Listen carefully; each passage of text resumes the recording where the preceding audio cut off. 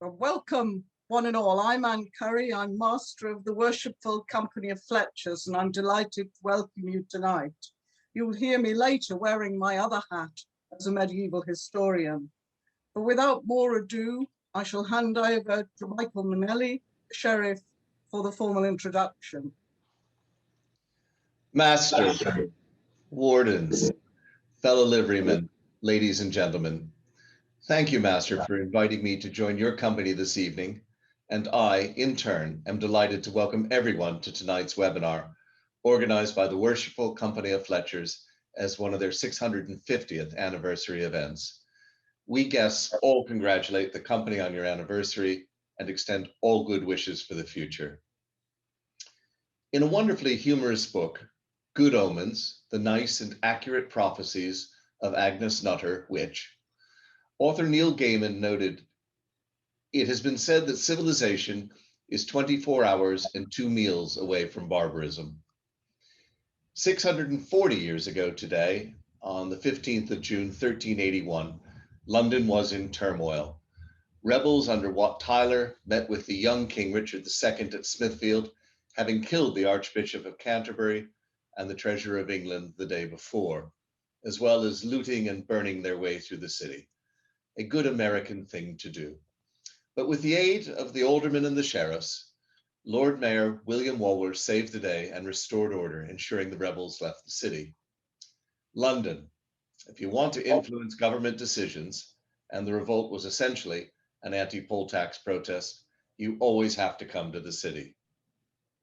You may recall that on the 20th of June 2019, 2 years ago, protesters disrupted Philip Hammond's speech at Mansion House. As a host, I had to calm a somewhat anxious guest, asking her to stay seated and out of the way, letting security do its work.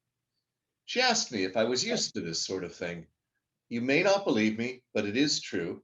I took the opportunity to point to the stained glass window on the east side of the Egyptian Hall, featuring Wat Tyler's rebellion, saying, "I think we've been here before." So I'm looking forward to hearing about new research tonight on London and the Peasants Revolt, the people of 1381. Many of the places which feature in this revolt are still important today. My residence at the Old Bailey was then Newgate Jail, and I'm afraid Wat Tyler and his rebels were keen to open the jails and let the criminals out as part of their protest against the government. I hope you will be more supportive of the rule of law tonight and, inspired by the lecture, move to donate to 2 excellent causes: the Sheriff and Recorder's Fund, which supports released prisoners and their families, and the Fletchers Trust, which supports disabled archery as well as other causes and is currently supporting Team GB Paralympic archers as they prepare for the Tokyo Games. The Fletchers Trust will collect and share the funds, so please use the Donate Here button being sent out in chat or visit the Trust page of the Fletchers website.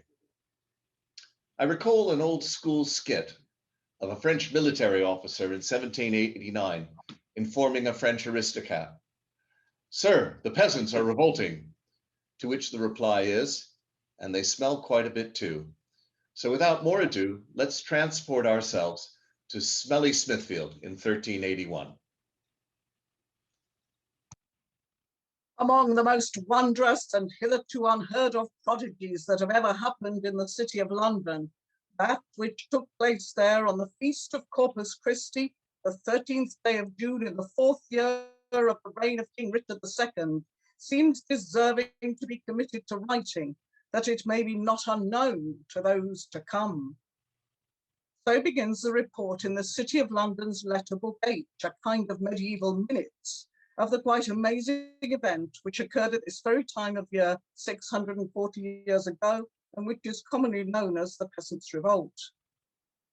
We're delighted to be able to share with you today the initial stages of our research project, The People of 1381, which is funded by the Arts and Humanities Research Council and which will run until 2023. Here are the members of the team from the Universities of Reading, Oxford, Glasgow, and Southampton. The revolt was one of the most dramatic events in English history and one of the largest popular rebellions this country has ever known. It culminated in a big meeting at Smithfield just outside the city walls on the 15th of June today, between the rebels, as Michael has said, led by Wat Tyler and King Richard II, then only 14 years old. The report in the city letterbook 8 shows that people were writing about the revolt very soon after it happened. As a protest movement, it failed, as we can hear from the very end of that report in the letterbook. Our Lord the King returned into the city of London with the greatest of glory and honour, and the whole of this profane multitude in confusion fled forthwith for concealment in their affright. But the defeat of the rebels redounded hugely to the benefit of the Mayor of London, William Walworth, who, as we've heard, saved the day by killing Wat Tyler.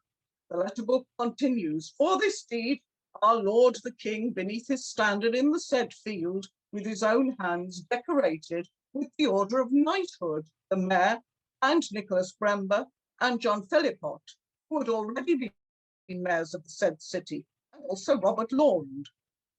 For centuries to come, the city remembered the role of the mayor and the leading citizens in dealing with this crisis, and crisis it was, since the rebels had already killed at the Tower of London the Archbishop of Canterbury, Simon Sudbury, and the Treasurer of England, Robert Hales, who was master of the Hospitallers.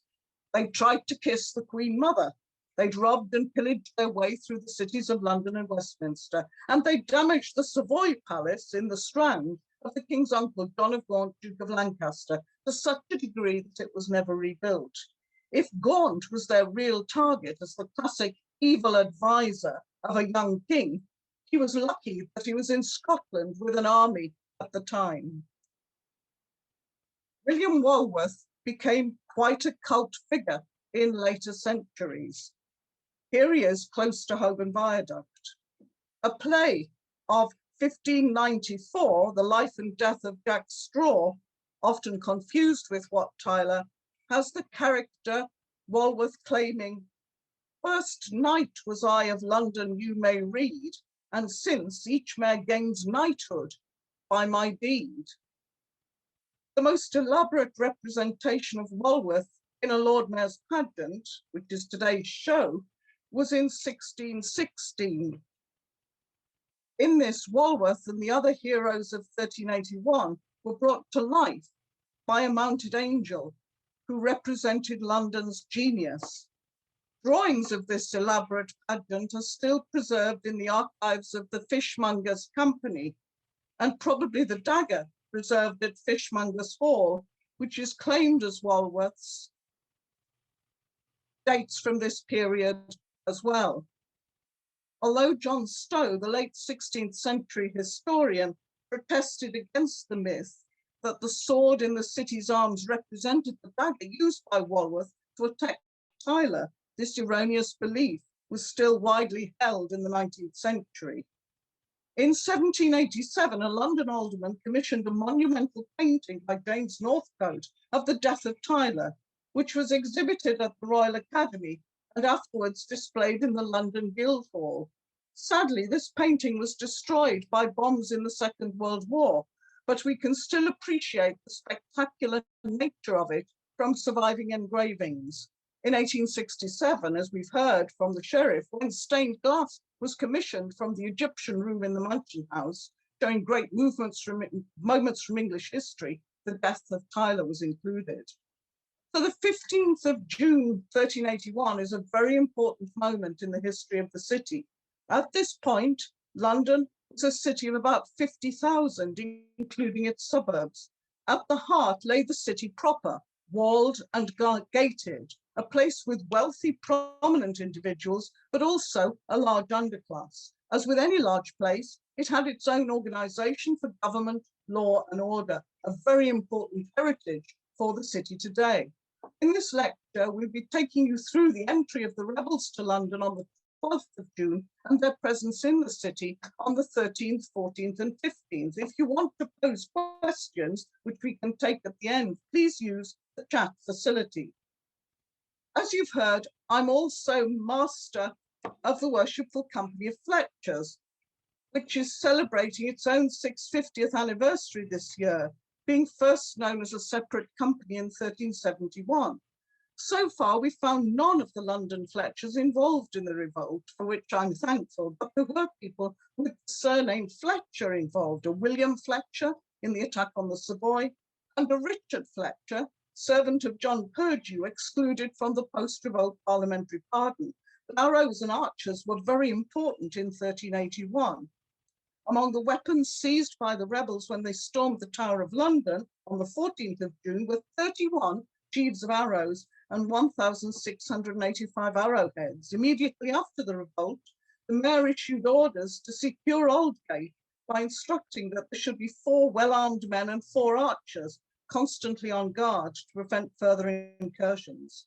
As a historian, my particular interests are the soldiers and wars with France and Scotland in the period.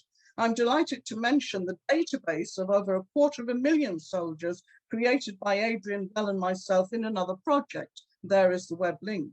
We're finding a good number of soldiers involved in the revolt because soldiers are very dissatisfied with the way the government were conducting the war at the time.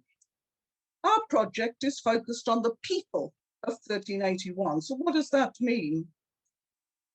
Well, we're trying to find out who the rebels were and what they did and when and where, but we're also looking at their victims and those who were involved in the clear-up and the inevitable legal processes which followed a summer of discontent, not only in London, but also much of southern England and East Anglia.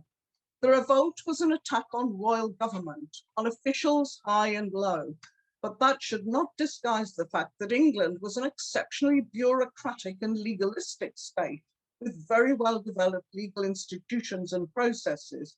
As historians, we can only say thank goodness, since without all the surviving legal records, where would we be? In a nutshell, our project is considering these legal records in detail and creating a database from them which will in due course be made publicly accessible. First of all, we're looking at the sources, which sometimes include the words both of the rebels as they face justice or their accusers, and which also help us understand the revolt and the government response to it.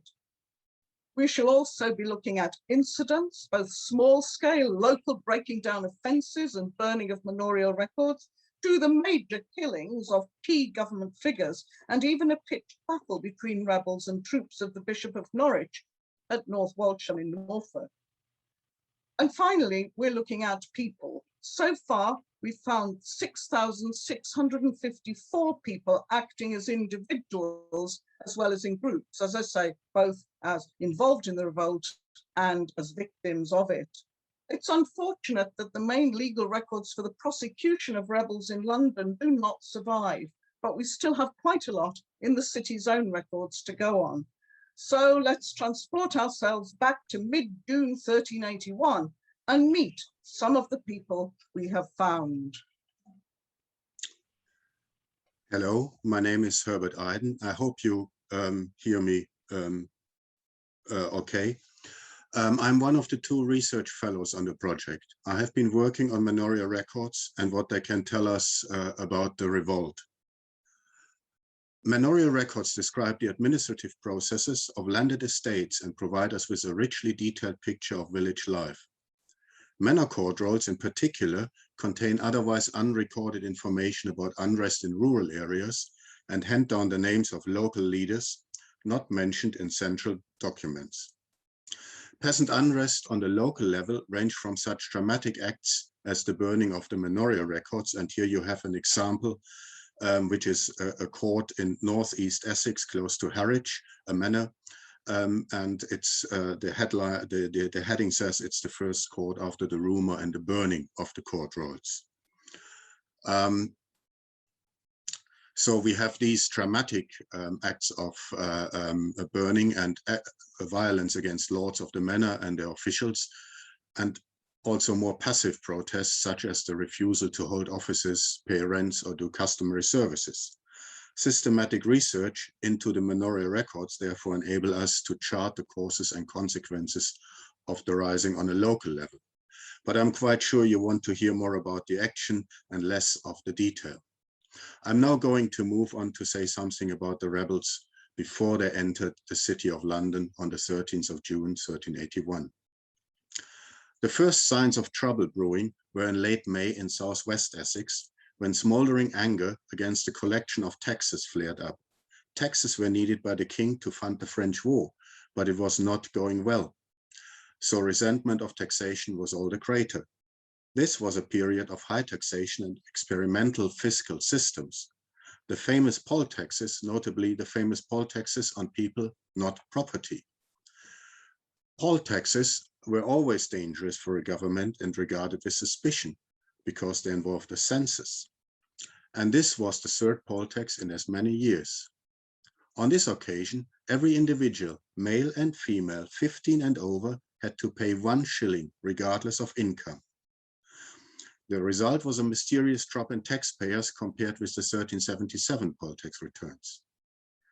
By the middle of May, the government was concerned that the money was not coming in, so it sent officials into several counties to undertake an assessment. An assessment how many taxpayers there should be. On the 30th of May, one of these commissions was attacked in Brentwood by an angry crowd armed with bows and arrows from numerous neighboring villages, as well as others from Bocking further to the north. The records provide the name of the first ringleader, Thomas Baker of Fobbing, incidentally a baker by trade who was later executed for his part in the rising. The protest escalated and spread. 3 days after the violent outbreak at Brentwood, dozens of men met at Bocking and swore an oath to destroy divers lieges of the king and his common laws and all lordship, and to have no other law in England but those they themselves made to be ordained. To muster maximum support for their activities, the insurgents sent letters to villages and towns, and messengers wrote from place to place, encouraging the inhabitants to rise up. The speed with which the rebellion spread suggests that some preparation and planning must have gone on secretly before the outbreak at the end of May. And the bows and arrows the rebels in Brentwood were armed with are certainly a far cry from the pitchforks, flails, and scythes one might expect as peasants' weapons of choice. These were men and women from a variety of background, politically aware, not country yokels. Agitators from Essex were active beyond the River Thames in Kent. In those days, the river was a communication blessing, not a hindrance. And I dare to say, if there would be the bottleneck of the Dartford crossing, it was probably almost impossible to organize a coordinated attack on London nowadays. Maybe that's the reason why it's there. On the same day as the Essex rebels met at Bocking, the 2nd of June, the first act of unrest was recorded in Kent. Abel Kerr of Erith led a group of followers to the Abbey of Lesnes and forced the abbot to swear allegiance to the rebels. The next day, he crossed the Thames and recruited numerous men from Essex for the rebellion, with whom he returned to Dartford. After the storming of Rochester Castle, they moved along the Medway to Maidstone. During these events, Wat Tyler emerged as the new leader of the rising in Kent. Between the 7th and the 9th of June, the insurgents incited the whole of northwest Kent to rebel and to attack several landlords, government officials, and ecclesiastical estates before their road to Canterbury, which they reached sometime on the 10th of June. At around this time, the old London to Canterbury road must have been bustling with pilgrims on their way to the Corpus Christi procession due for the 13th of June. A fact which certainly contributed to the spreading of the news about the rising. When Wat Tyler and his men entered Canterbury, they met a population already in an explosive mood. After apprehending the Sheriff William Septwens, they forced him to hand over his official records, which were subsequently burned. The rebels' other main target, Simon Sudbury, Archbishop of Canterbury and Chancellor of England, considered one of the traitors, could not be found as he was in London with the young King Richard II. Apparently, early in the morning on the 11th of June, the rebels left Canterbury. They probably arrived in Maidstone in late afternoon, early evening, broke open the Archbishop's prison and released all the prisoners. The rebel leaders from Kent and Essex met in the house of a certain Judith Poucher to discuss their next move. The march to London was on. The following evening, the 12th of June, Wat Tyler and his rebel army encamped at Blackheath above Greenwich, from where they had an excellent vantage point over London, the traditional place, of course, for the mayor and aldermen to ride out to meet the king. They carried 2 banners depicting St. George and over 60 pennants. The display of military standards was a highly symbolic gesture. By rallying around flags, people gain a kind of group identity and express self-confidence. And by adopting the image of St. George, the rebels not only hoped for the blessing of the warrior saint, but also showed their ultimate allegiance to the English crown.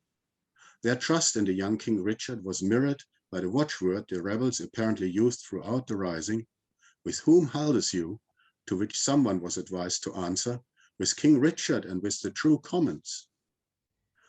Allegedly, it was also at Blackheath that John Ball gave one of his radical sermons against social injustice and the arrogance of the lords, culminating in the old adage, "When Adam delved and Eve span, who was then a gentleman?" In the meantime, the whole of Essex was in turmoil. After a crescendo of public proclamations, a huge crowd gathered on Monday, the 10th of June at Cressing Temple and destroyed the Hospitalis Preceptory there. The barns date back to the 13th century. They were not destroyed, but the living quarters were destroyed. And apparently the rebels helped themselves to 3 barrels of wine, which is 420 liters. They were either quite a lot or they were quite thirsty or both. From Cressing Temple, they went to neighboring Coggeshall, apprehended the Essex Sheriff John Sewell, looted his house and killed the king's official John Newell. The insurgents took all royal writs and administrative documents they could find. The following day, the group moved to Chelmsford, where they ceremoniously burned the documents they had snatched the day before, saving some writs from the flames only to place them on poles positioned along the road to London. It is also possible to distinguish 3 separate contingents from different parts of Essex on this march to the city. One recruited its followers from the Manningtree-Mistley area in northeast Essex and united with the insurgents in Chelmsford before making for London. A second gathered in the southwest in the North Weald Harlow area. Their main target before setting off to the capital was the manor of the king's mother, Joan of Kent. By far the biggest group of Essex insurgents in London consisted of people from Thaxted and its neighboring area. They made their way to Bishop Stortford in Hertfordshire, which they reached on the 11th of June. Here they broke open the Bishop of London's jail and released all the prisoners. On their march to London, the Thaxted group joined forces with insurgents from Ware in Hertfordshire, who had a long-standing grudge against the king's uncle, John of Gaunt, who was the Lord of Hertford. All 3 groups of Essex rebels converged at Mile End, just outside London, on the evening of the 12th of June, the day before the feast of Corpus Christi. On the very same day, the insurgents from Kent reached their assembly point in Blackheath. It is hard to believe that these simultaneous movements were a mere coincidence. In fact, it required a great deal of coordination and communication. Over to you, Andrew. I'm Andrew Prescott of Glasgow University, and I've been working on the legal records of the revolt for many years. And I'm going to consider the events of the evening of 12th of June and then mainly the 13th of June. The Kentish rebels had captured Sir John Newton, the Constable of Rochester Castle, and sent him as an emissary to the king and his ministers in the Tower of London. It was agreed that the king would travel down the river to meet the rebels and hear their demands. The king got as far as Rotherhithe, but his entourage were alarmed by the size and military configuration of the protesters. It was decided he would stay on the boat and return to the Tower. Some of the rebels were enraged by the unwillingness of the ministers to let the king speak to them and began to loose arrows towards the royal barge. They decided they would go to London to force the king to hear their demands. A group of rebels made their way to the Archbishop of Canterbury's palace at Lambeth, where they burnt books, vestments, and other artifacts found there. They broke open casks of wine, smashed up all the kitchen utensils, and shouted out in joy, "A revel, a revel." One of the leaders of the Kentish rebels as they approached London was Thomas at Raven, also known as Kemp. Raven was a Rochester merchant who had represented that city in Parliament in 1378. He had business dealings with the London grocer Reginald Allen, who supplied the garrison at Calais and took out loans with other London merchants. Raven subsequently married Alice Skinner, the daughter of a London goldsmith. Raven was a wealthy and influential inhabitant of Rochester, whose role in the revolt illustrates that the rising was a much more complex phenomenon than aggrieved yokels marching on London. Raven held property in Southwark and was well placed to direct operations as the Kentish rebels approached the city. Another of the leaders of the Kentish rebels as they approached London also had military experience. Just before the revolt, Thomas Wotton had received £30 to sail abroad in the king's service, but had stayed in Kent instead, fomenting discontent. Southwark contained important prisons associated with the Court of King's Bench and the royal household. One of the prisoners afterwards described the atmosphere of panic as Raven and Wotton approached Southwark. The wife of the keeper of the King's Bench prison, Richard Imworth, had given one of the prisoners some silver spoons to keep safe should the rebels arrive. Among the prisoners in the King's Bench were John Ferrer, a merchant from Rochester, and Joanna, his wife, who'd been imprisoned in connection with the alleged murder of another man from Rochester. Raven would certainly have known the Ferrers. Another prisoner there was David Calverley, a clergyman who'd been imprisoned because of a dispute about a benefice in Berkshire. After the rebels, led by Raven and Wotton, had destroyed the prisons in Southwark, Calverley and the Ferrers, together with the other prisoners, joined the rising, as we can see from the legal record. You can not see here. Not sure what's happened to that. There's the Ferrers just there, and this is the record shown to Raven. But the Ferrers and Calverley both joined the rising, and these released prisoners played a key role in the further spread of the rising. That's one of the key themes of our research so far, is to trace the way in which the rising was spread across the country. There was afterwards to be a great controversy about how the rebels crossed London Bridge when it was protected by a drawbridge, but this wasn't actually an important issue. Large numbers of boatmen joined the rebels, including one of the shoutmen who specialised in crossing the river close to the bridge. Rebels were also streaming towards the city from the north and east, and some of the keepers of Aldgate were accused of aiding the rebels. Above all, masses of Londoners and all classes of the city's population joined the rising at this stage, so it became a mass uprising in London. We have a vivid description of the released prisoners, the Ferrers and Calverley, together with another of the Kentish rebels with a military background, Thomas at Wood, rowing across the river to join in the huge attack on John of Gaunt's opulent palace of the Savoy, standing on the site of the modern Savoy Hotel. Not only was Gaunt held generally responsible for the poor conduct of the war, but many Londoners were also very suspicious of his intentions towards the city's autonomy, and there'd been an attack on the Savoy in a riot in London 4 years previously. John of Gaunt's great palace was ransacked and burnt and never rebuilt. All the fine furnishing and tapestries in the palace were burnt. It was said that the rebels found there 3 barrels of gunpowder, which they thought was gold or silver, and when they tried to burn the barrels, there was an enormous explosion. John and Joanna Ferrer and David Calverley took a chest containing £1,000 and rowed back across the river with their loot, which they divided up among themselves. These actions signalled the beginning of the sack of London. Newgate and Fleet prisons were destroyed, together with houses along Fleet Street. There was a major attack on the Temple as an important centre of the legal profession. Many documents there were destroyed or made useless by having their seals smashed. The lawyers' records kept in the Temple Church were carried into Fleet Street and burnt. Among the unpopular and corrupt lawyers seized and beheaded was Roger Leggatt, who'd achieved particular notoriety when he placed man-traps on Fickett's Fields, the modern Lincoln's Inn Fields, in order to prevent them being used for games. Leggatt was part of a particular corrupt group of Middlesex lawyers and officials who also included John Butterwick, the Under-Sheriff of Essex, whose houses and prisons were also destroyed. After John and Joanna Ferrer had divided up their loot from the Savoy, they made their way to the headquarters of the Hospitallers at Clerkenwell.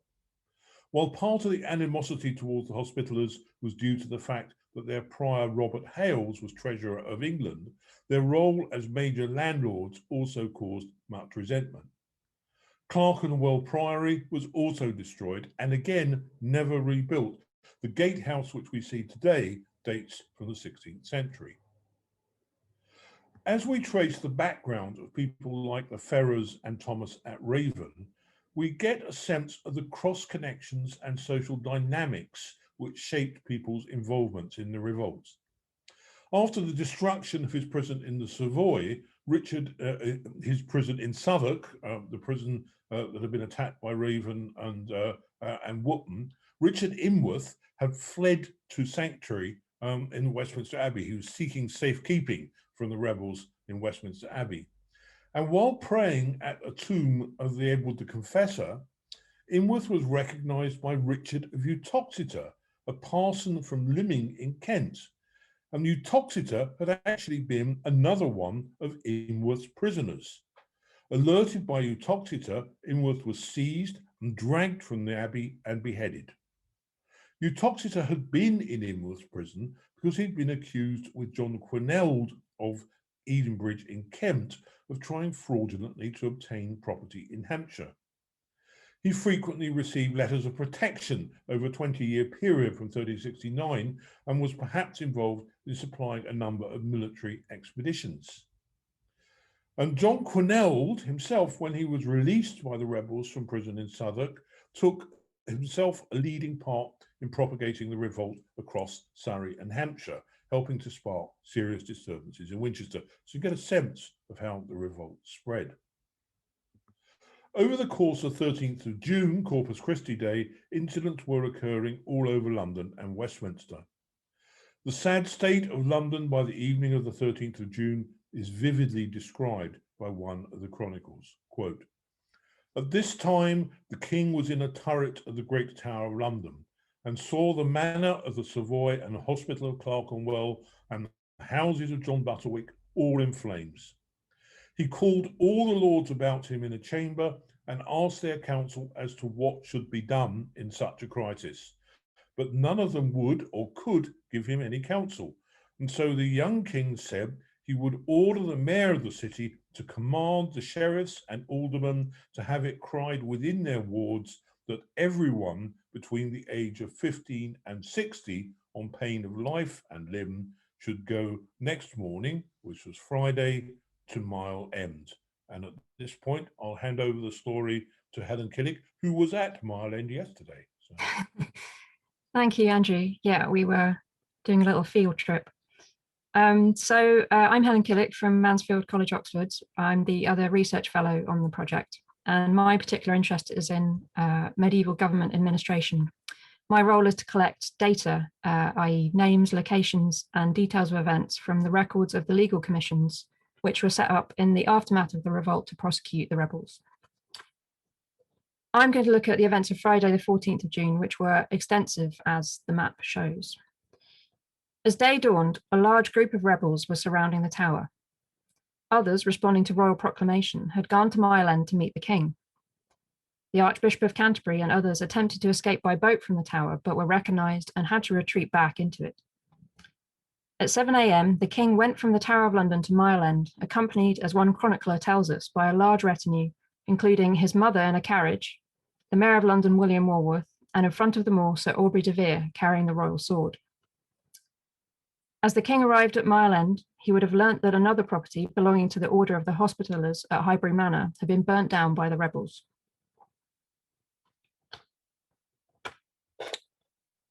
The destruction of Highbury Manor, which later became known as Jack Straw's Castle, was witnessed by people from St Albans coming to the meeting at Mile End. They had long resented the control the Benedictine Abbey had over their town and hoped that the rising would give opportunity to loosen the Abbey's grip. Their spokesman was a miller called William Grindcob. The complex cross-currents of the rising are illustrated by the fact that Grindcob's brother was Henry Greencob, a wealthy London dyer who, it was alleged, had encouraged the disturbances in St Albans. When, after the revolt, the alderman reported to the mayor the names of those involved, Queen Hythe Ward reported 2 of Greencob's servants, Thomas March and John Montford. A mile outside Aldgate, and had been chosen to draw the rebels away from the city. The government accepted the gravity of the situation and felt concessions had to be made to the rebels in the hope that they would then go home peaceably, thereby avoiding further violence. Rebel demands for an end to wage constraints and labour services and for rent to be 4p per acre were agreed.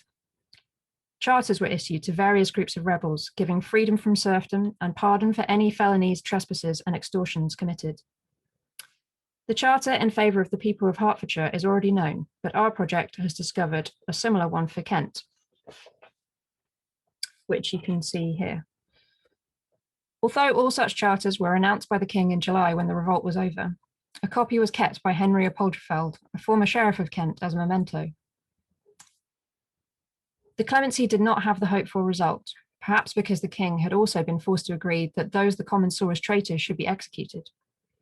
And people had taken the opportunity to old scores. Isabella Chapman entered the property of Thomas Furness at Mile End, assaulting his servants and refusing to return it afterwards. Such mayhem and confusion quickly spread to the Tower. Perhaps Tyler had forced his way in as soon as the king and his guard had left. It remains uncertain whether he was at Mile End. A petition we have found from a woman named Marjorie Tawney, shown here, raises another possibility. She claimed that the king had made a proclamation that all who wanted to complain of injustice should go to the Tower on 14th of June, where they would receive remedy. Marjorie vividly describes how she attempted to present her case about non-payment of a pension in the mayhem of the events of that day. She makes it clear that it was easy for her to get into the Tower. Her testimony raises the possibility that by some ghastly error of communication, the Tower was left open at this critical time. If so, this fundamentally alters our understanding of these key events. The rebels were able to raid the armory store at the Tower, even taking cannons and powder, newfangled weapons. We are increasingly aware that throughout the revolt, some of the rebels were military veterans of the wars with France. They were clearly preparing for a fight, but it is striking that they also took away banners with the cross of St. George, symbolising their idea that they were acting in the name of the king, as Herbert described earlier.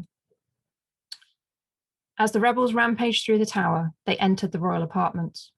One rebel slashed the king's bed with his dagger, joking that he was looking for traitors.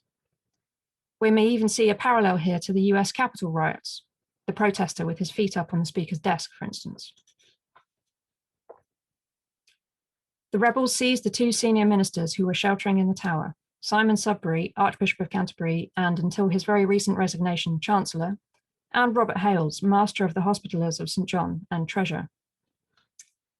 Both were dragged out to Tower Hill and beheaded. Later in the same day, the Hospitaller headquarters at Clerkenwell were burnt down. William Appleton, a friar who was John of Gaunt's personal physician, was also seized at the Tower and beheaded. He had been one of the army surgeons on Gaunt's grueling expedition across France to relieve Aquitaine in 1373, an expedition where it is alleged soldiers had been reduced to eating their own horses.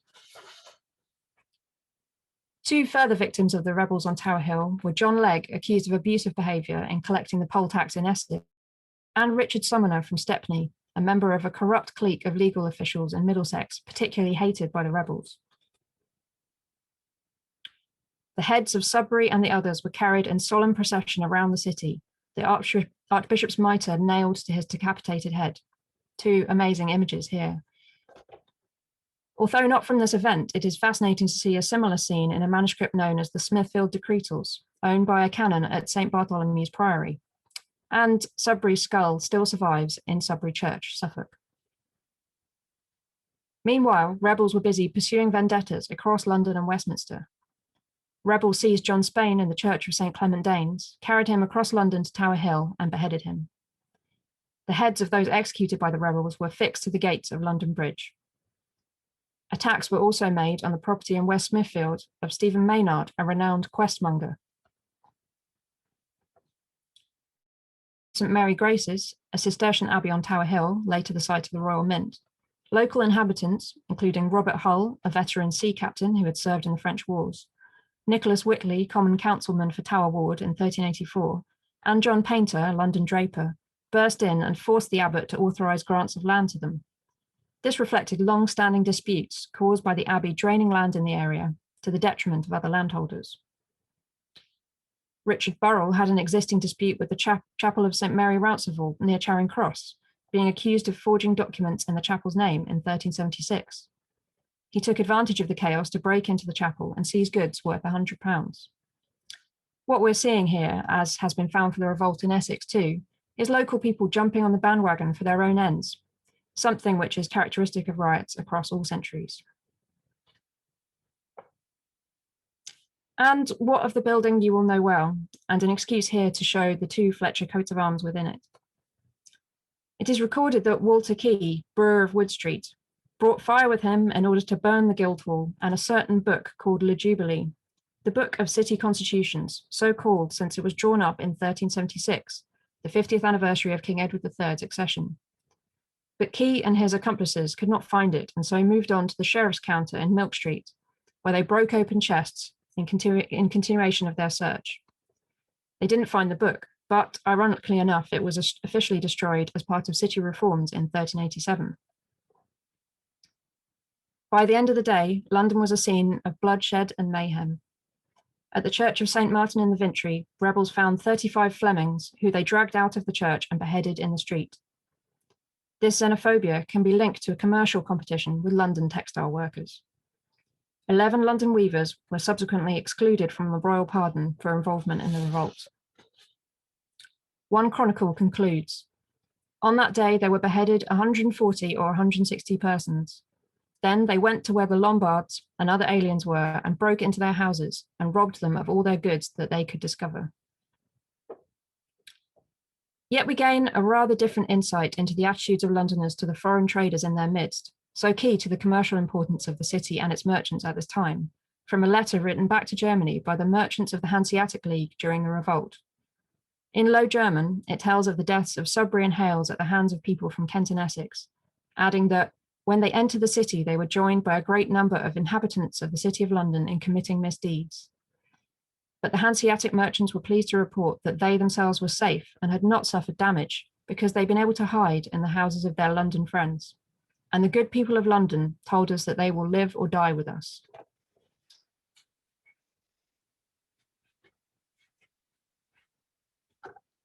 Thank you, Helen. I'm Adrian Bell from Henley Business School, University of Reading, and whose interest in this period and in databases began with a study of the armies of 1387 and 1388. I'm going to consider the events of the 15th of June in London. Some of the rebels left London after the concessions at Mile End. However, they by no means returned home peaceably and carried home the belief that the king had authorised them to punish the traitors. As an example, among the attackers of the Savoy Palace have been many from Ware in Hertfordshire, including the town's vicar. Both he and others must have left London after the Mile End meeting, since we see them on the 15th of June carrying out attacks on an unpopular royal justice back home in Hertfordshire. There's no clear pattern as to which rebels stayed and which returned home. The important point is that Wat Tyler himself stayed and that there was continued support from Londoners for the revolt. The king had moved to the Great Wardrobe, and we can assure you this was not an item of furniture from Narnia, but the well-fortified government stores on the river at Blackfriars, which have now vanished, but are now commemorated in the name of the Church of St. Andrew by the Wardrobe. Among the new documents we have found is evidence that the king continued to hear petitions from his subjects. Marjorie Tawney tells us that having been unsuccessful in putting her complaint to the king in the Tower the previous day, she saw the king at the Wardrobe on the 15th of June. The king also heard requests from representatives of Oxford, a notoriously troublesome town, and agreed their request to extend its walls. This was subsequently overturned on the grounds that the grant had been made during the revolt. Most astonishing, though, is this document, which shows that on the morning of the 15th of June, the king heard requests from John Audin, one of the leading Essex rebels, who was later indicted for seizing property in the parish of St. Swithun's near today's Cannon Street station, and was one of those excluded from the pardon granted to the rebels in the parliament held in November.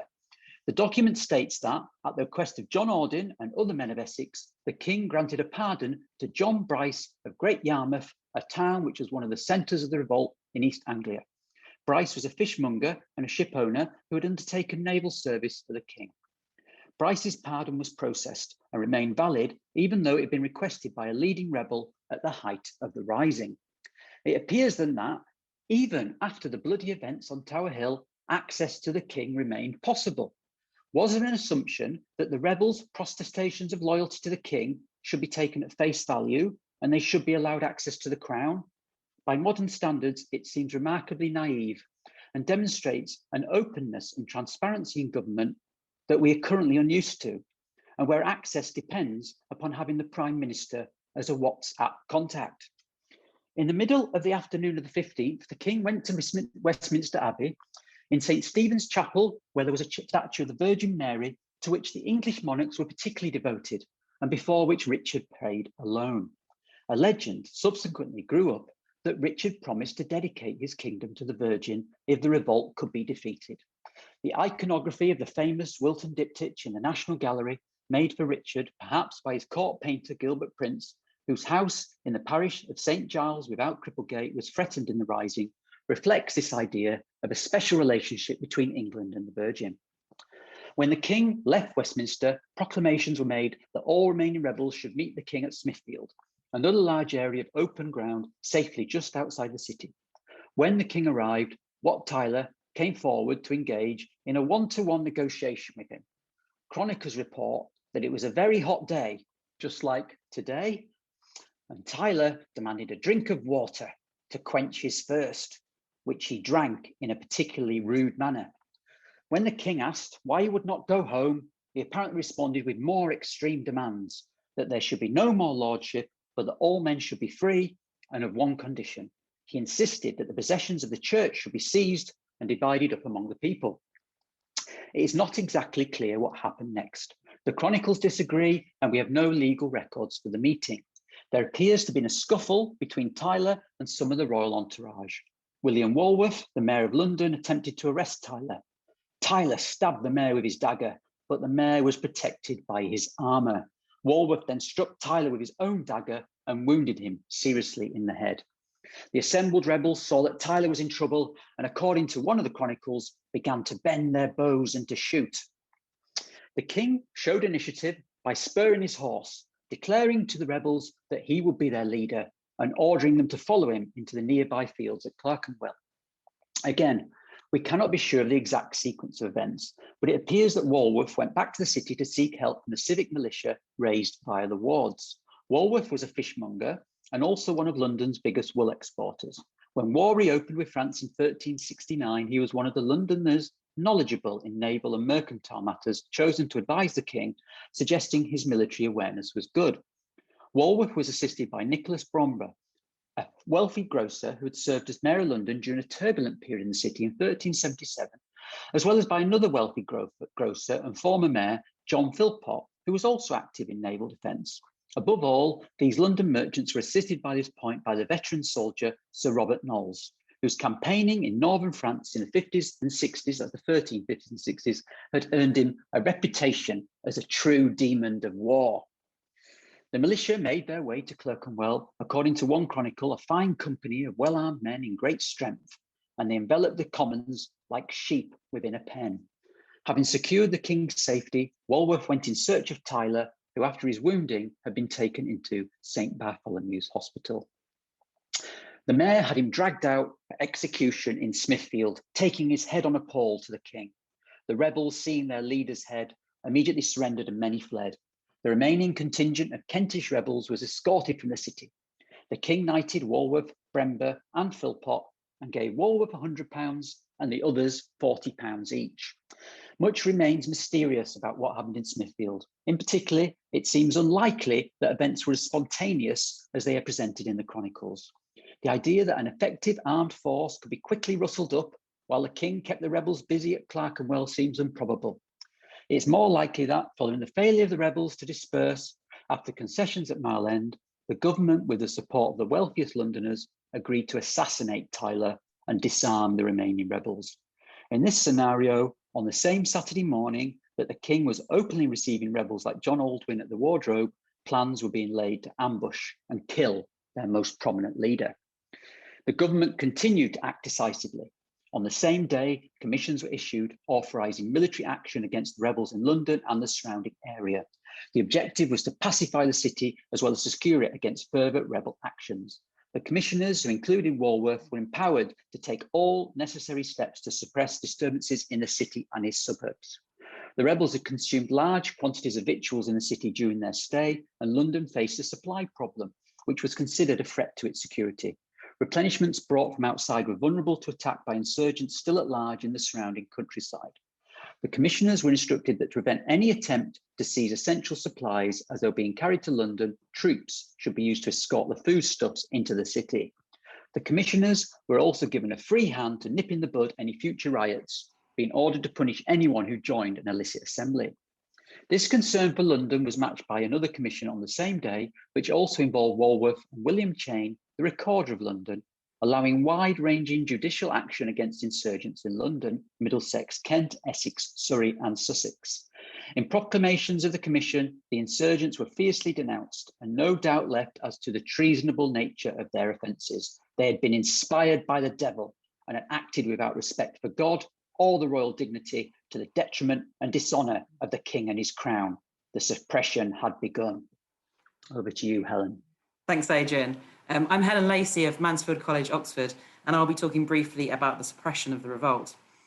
My interest in the revolt began with research on the royal pardon, and as we shall see, by the end of 1381, many of the rebels were granted pardons under the well-known protocols of royal mercy.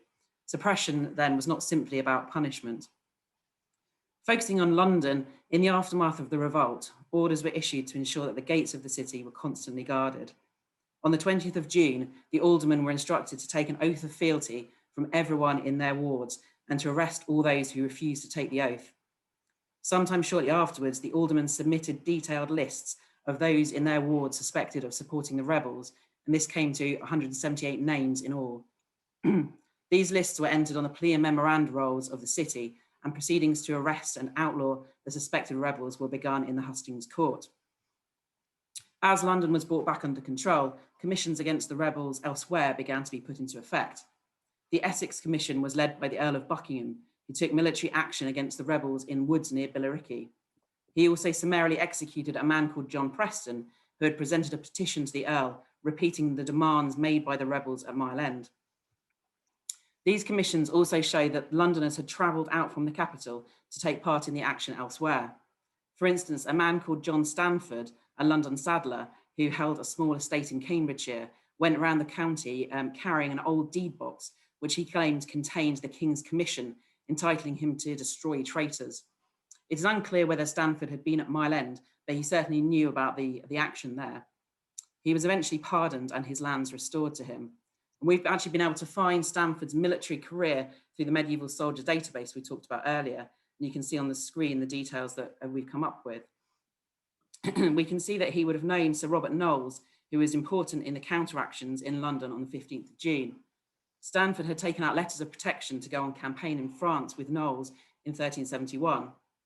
Whilst it's not an exact science knowing if this is the same John Stanford, he may have later served under John of Gaunt in France and in Brittany under the Duke of York.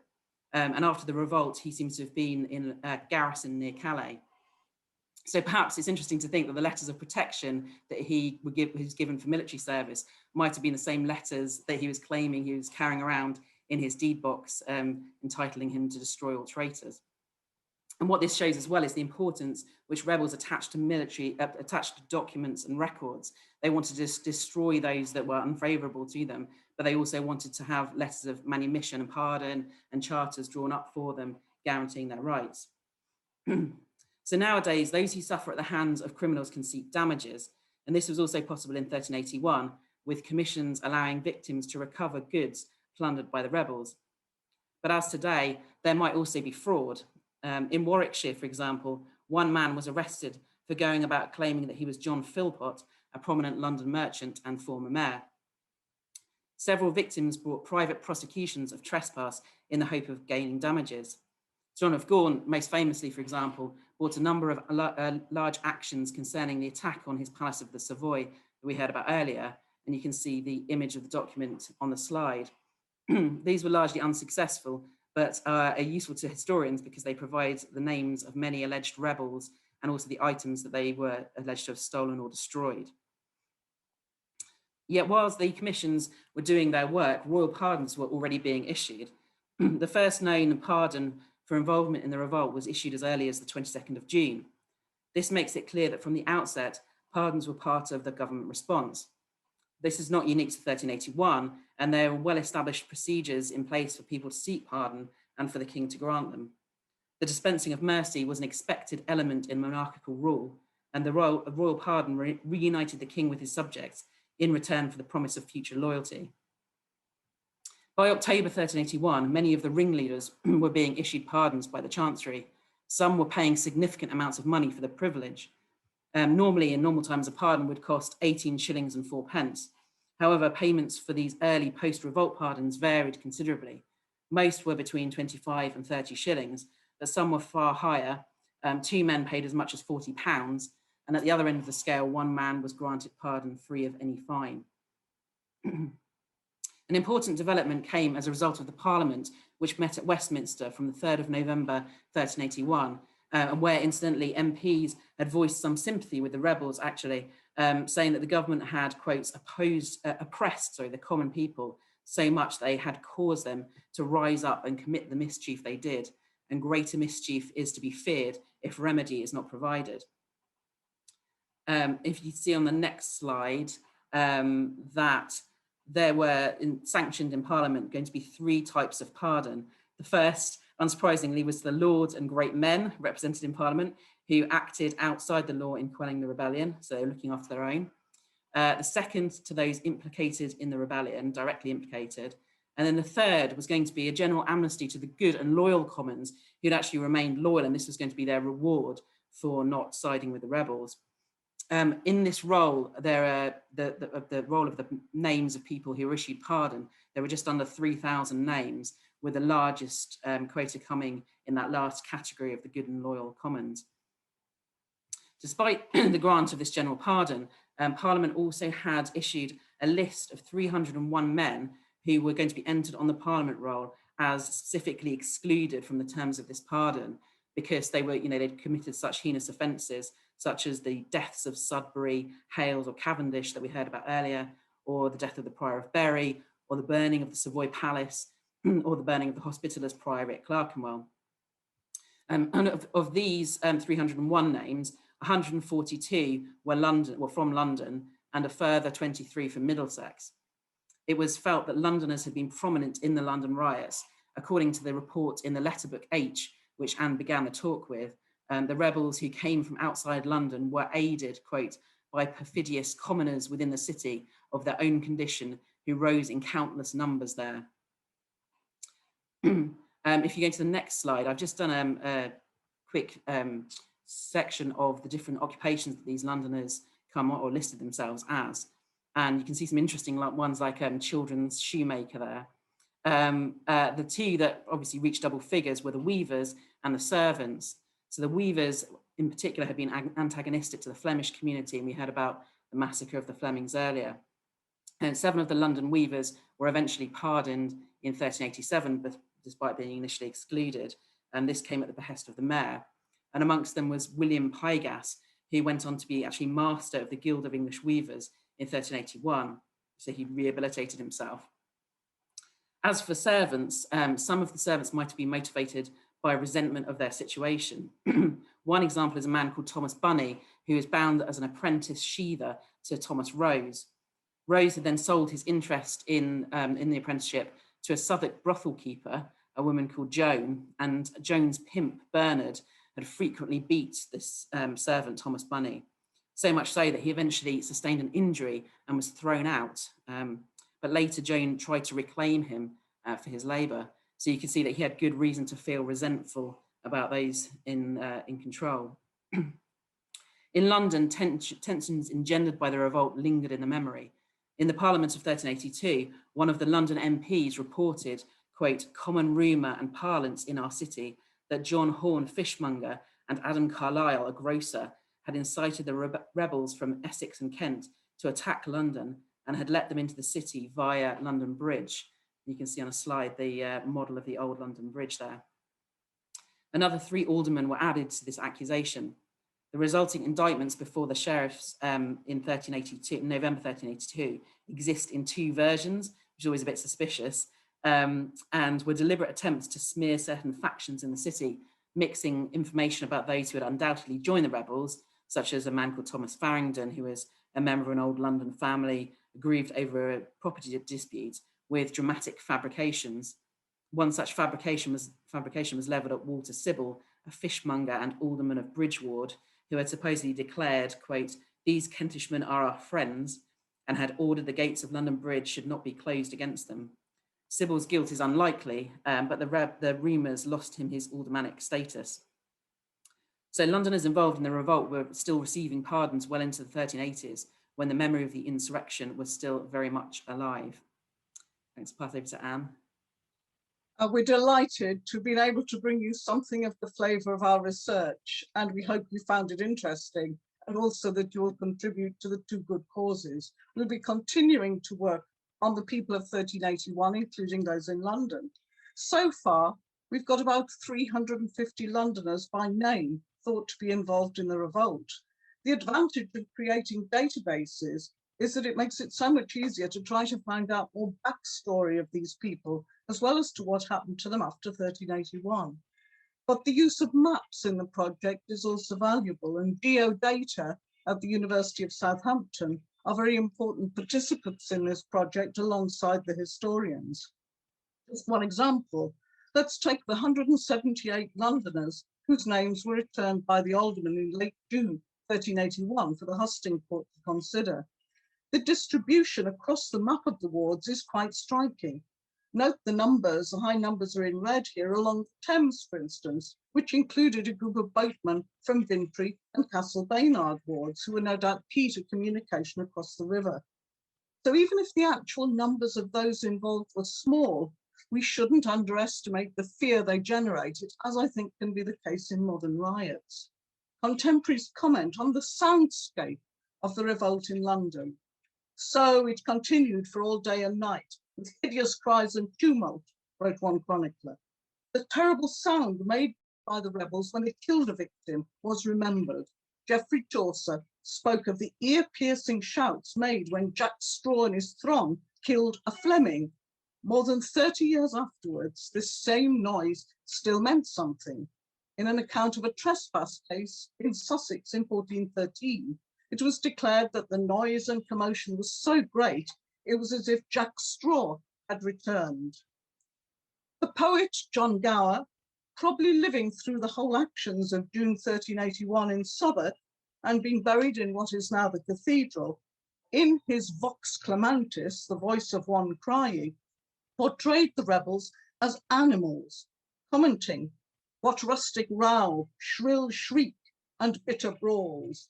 No sound more frightful had been heard before."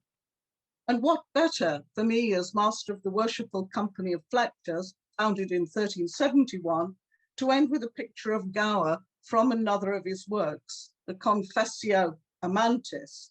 There he is with a bow, even if here we have to confess that these are the arrows of passion rather than of violence. Thank you very much.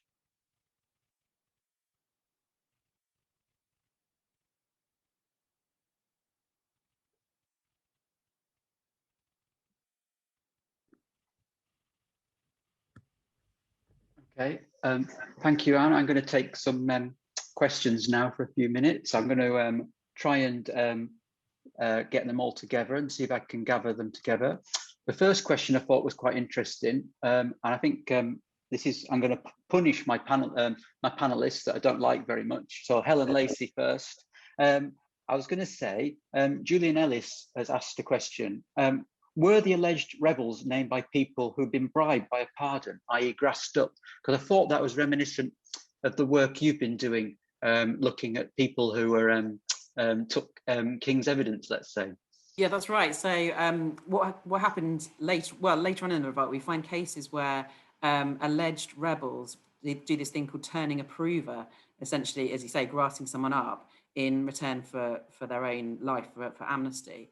So we've got this interesting case from September of 1381. So this shows in part kind of the reverberations of the revolt going on much later than the main events we've been describing. And this is in Kent. And this case has come up during our project in the recorder files of King's Bench. And it shows that, well, there's a whole series of men who are implicated in sort of hatching their own offshoot rebellion in a wood in Depperfield near Maidstone in Kent. And they kind of come out with all of these testimonies about what happened, because they're all one by one turning a prover and kind of implicating other people in the revolt in return for their own amnesty, as it were. Okay, thank you, Helen. And then there's a couple of questions. I know we're concentrating on London today, quite rightly, but and a couple of questions about the reach and what we've seen about the speed of the messages that are getting through, and where they're getting through. And Andrew, I don't know if you wanted to come in on what we're finding out, what new sort of information we're finding out about the rest of the revolt across the information, and just the speed at which it travelled across the country. I mean, I think that's a very important point. I mean, I think one of the things that we're uncovering is the reason why the revolt was able to attain such wide geographical range and go with such speed.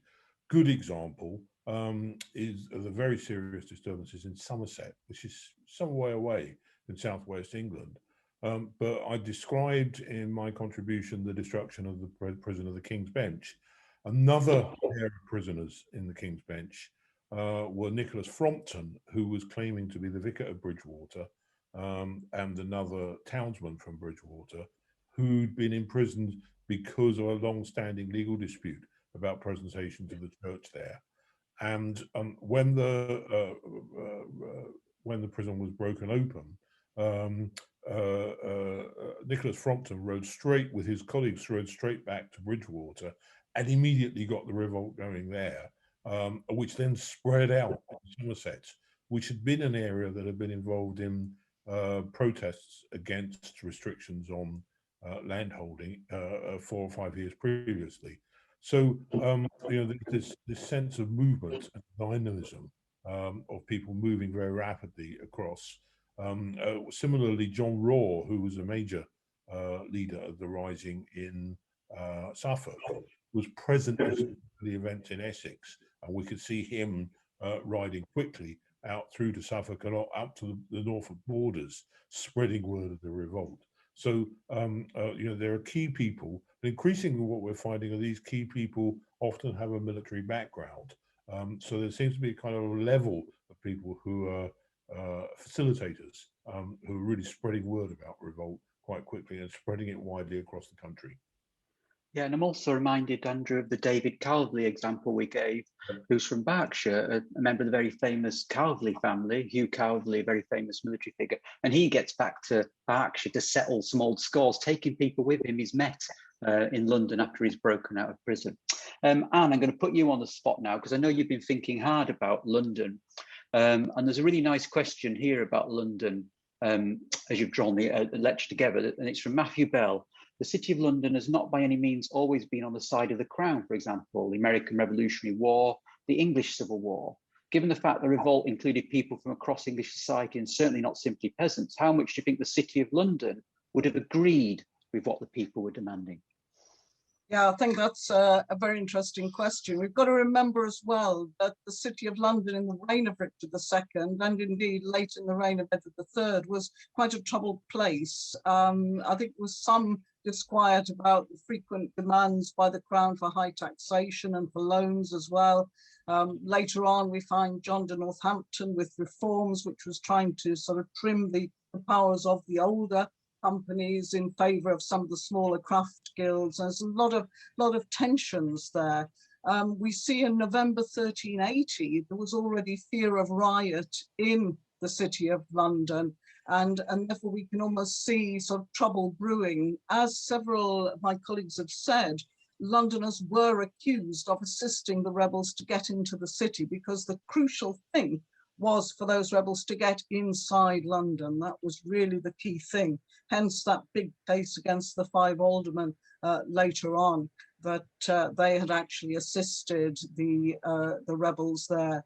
I think we will find more on this when we cast the net wider. We've got to look at before the revolt and also after the revolt as well. Another very interesting thing is that Parliament held in Westminster in November 1381, whereas we heard there was some sympathy there towards the rebels, and maybe also where the London MPs were trying to frame some of the aldermen, because that's where that case came from. During that Parliament as well, there was a ban in London on the carrying of weapons other than by the nobility and gentry. So this sort of fear of armed insurrection in London, I think, is a constant and fanned by these political difficulties. Thank you, That Anne. Andrew? And is the complexity of London politics at that stage by comparison with other places. So, for example, there are disturbances in York, and these disturbances are caused by very similar problems to those that are affecting London, about disputes about taxation and allocation of war effort. But in York, you've clearly got a rebel faction on one side and an anti-rebel faction on the other. But in London, you can't actually make out how the effect of the various factions align with the revolt. So John of Northampton, the mayor, who's seen very much as a populist radical figure, had secured these ordinances known as the Jubilee Book in the 1370s, which were ordinances intended, in a sense, to make the running of the committee of the city more democratic. But we find that Walter Atkey, a brewer, is taking advantage in 1381 to try and destroy this book. So it doesn't line up. Anne mentioned that the Jubilee Book was destroyed in 1387. I'm glad to say that my old supervisor, Professor Caroline Barron, identified that a copy of it is still in Cambridge and is going to be published in December. So I think that will offer some further insights into all this. Thank you, Andrew. And just to add, I was emailing Anne this, we say talking Anne about Nicholas Brember. He's one of the big success stories of the rebellion, rewarded £40. But in 1388, he's drawn and executed for being a supporter of Richard II by the appellants after the merciless Parliament. So we've got to remember that success never lasts that long for some people. Herbert's looking a bit miserable, so I'm going to make Herbert answer a question now. Herbert's thought a lot about the rebellion over a long time. And so a couple of people have asked us some interesting question about leadership.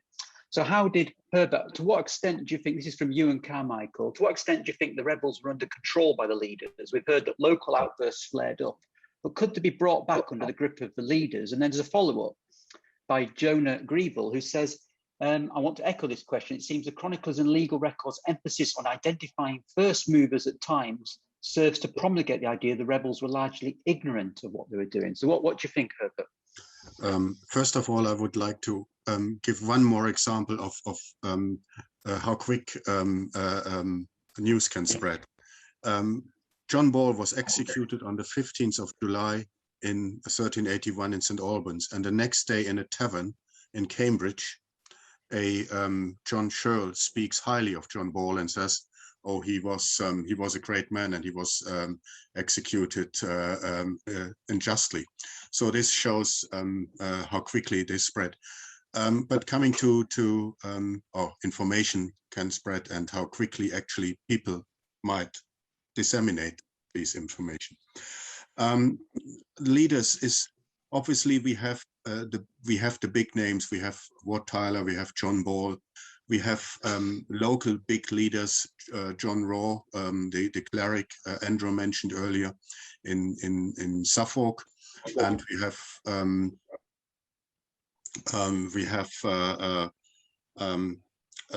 local leaders.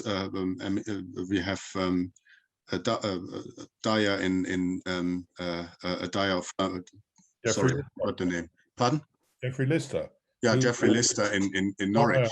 Obviously, these people are they have to a certain extent they have command over their over some people, but they are all over the place, and it's very difficult to find out who is in charge of, let's say, going to the neighboring village and attack the house in Fearing of the Admiral Edmund de la Mare and take the books there. Was he sent by a rebel leader in Chelmsford, or was he just going over there, going on their own initiative? So we have, on the one hand, we have this, we have these leaders, which are or the names of big leaders. On the other hand, we have a multitude of small bands going around in the countryside and doing what they think fit in this moment. But Andrew, you wanted to come in as well on this? No, I was just, when you mentioned Lister, you were saying about the importance of local leaders.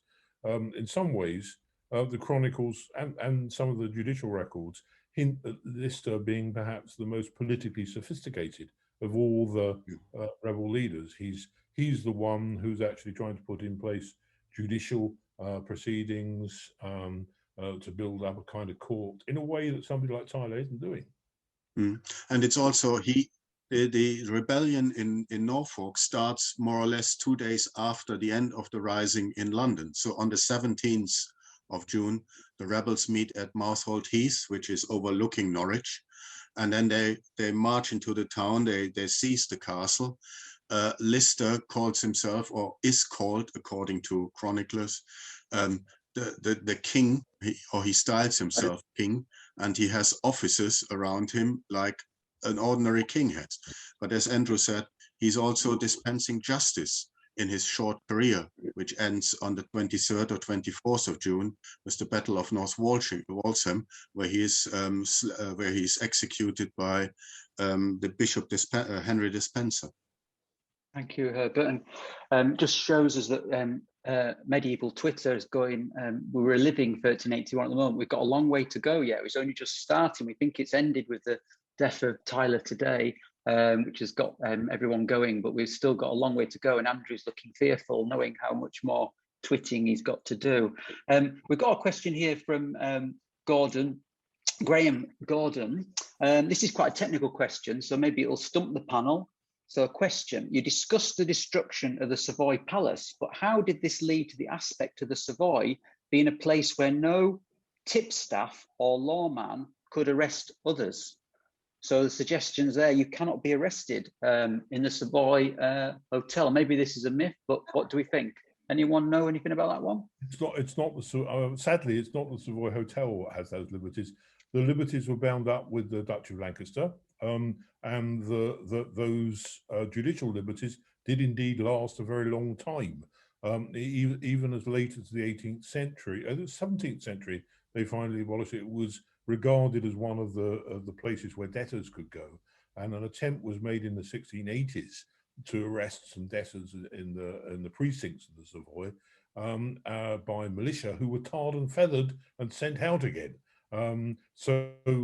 However, it's those judicial liberties, as I say, which are bound up with the Duchy of Lancaster, with the Savoy, was one reason why the palace was attacked, because the idea that Gaunt could use his considerable autonomy, judicial autonomy, and administrative autonomy, in order to attack the liberties of the city, was a source of constant fear, and have been one of the reasons why there'd been a riot there in 1377 already. So that business about the judicial liberties does actually kind of feed into the revolt and then continues to have a history for centuries afterwards. I often want to gather up all of these things we're allowed to do, like shoot various people from various places, etc., and just see how far that one goes. Helen Killick had been getting away with it, but you did answer a question there, Helen, about jurors. I don't know if you just wanted to talk a little bit about that, because I know that one of our colleagues, Andy Ford's interested in that as well, Helen. I think you're on mute, Helen. I'm on mute. Yeah, it was a question from Nick Gamore asking about the potential role in the revolt of jurors on the peace commissions, and I was just pointing him towards a recent publication by Andy Ford at the University of Reading, who suggested that local village elites in the form of jurors on the peace commissions, he's found a kind of overlap between these people and our database of rebels. So this is quite an interesting kind of very recent work, and me and Andy are thinking about pursuing, sorry, this is in the County of Essex, and we're thinking about pursuing this research for other counties, Norfolk, I think, next. So yeah. It's absolutely fascinating to think that you could be a rebel, then you could be on the jury convicting other rebels. It's quite a nice thought. I think that's about it. I'm sorry if I've not asked all the questions, but we tried to respond to them as we go. Anne, am I throwing back to you now to summarise?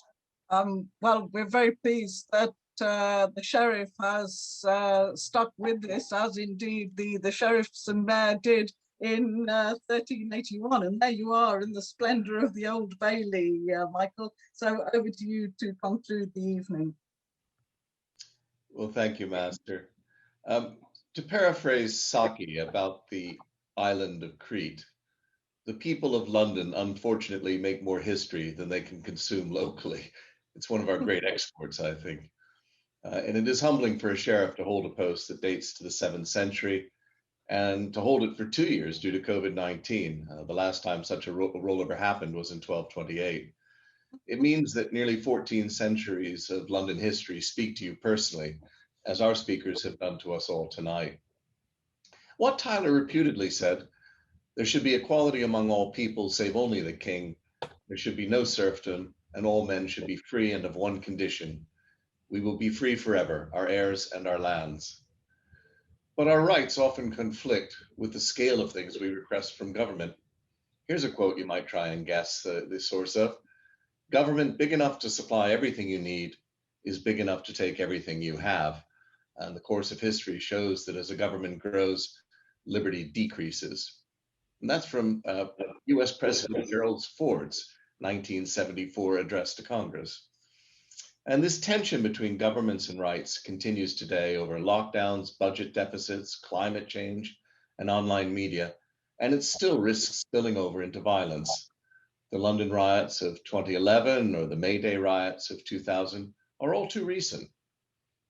History teaches us to value rule of law and strong institutions that give us the public space to have vigorous discourse without letting things get out of hand. As H.G. Wells said, history is a race between education and catastrophe.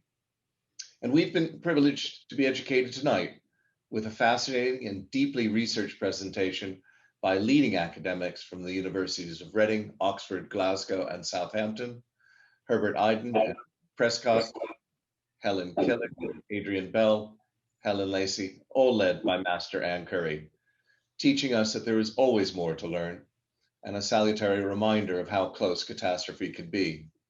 The many compliments in the chat room speak to your audience's appreciation tonight. You may not be aware, but just after last night's announcement of lockdown extension, a motorist on the M25 found himself in heavy congestion. Traffic slowed, and then ground to a complete halt. He couldn't see why everyone was stopped until he saw a group of farming protesters marching back through the automobiles. They seemed to be shaking buckets. They got closer and rapped on his window. He rolled it down and asked, "What are you collecting for?" "Farmers' freedom," came the reply. "We're sick of lockdown, trade agreements, Brexit, politicians, parliament. We need a new society, and if we don't get it, were going to be burning everything down. The motorist was a bit sympathetic and a generous fellow, so he asked how much most people were giving. The reply? Oh, about a gallon. So tonight, I do want you to take things into your own hands. So if you have already, thank you. And if you haven't, I do hope you've been moved to donate to those two excellent causes I mentioned earlier, the Sheriffs and Recorders Fund and the Fletcher's Trust, using the button in the chat. May I thank our presenters tonight for sharing your erudition, the audience for sharing your thoughts, and the Master and her company for sharing your anniversary. With thanks to all, and good night. Thank you.